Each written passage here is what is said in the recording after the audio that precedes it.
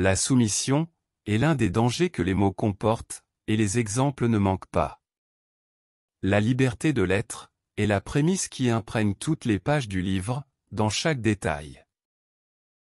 C'est la lumière propre de l'être, qui lui donne un avantage sur les impositions externes. C'est pourquoi, le livre invite l'être à regarder les choses à travers sa propre lumière. Il informe que la réponse à tout mouvement naît précisément de cette lumière intérieure.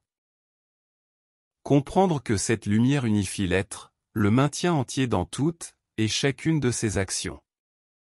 La lumière, en tant qu'agent, place devant l'être chaque chose avec le poids juste, la mesure juste, et au moment et à l'adéquation appropriée.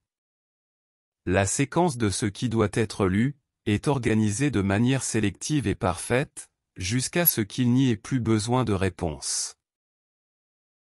Pendant ce temps, l'univers continue de produire et de distribuer son œuvre, suivant le principe de la non-stagnation.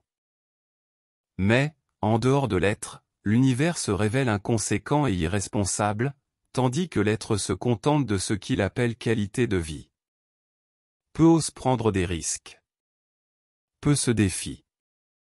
Peu osent défier leur propre création. Toute action et son interprétation passent par l'imagination de l'être. C'est son outil le plus important pour se manifester.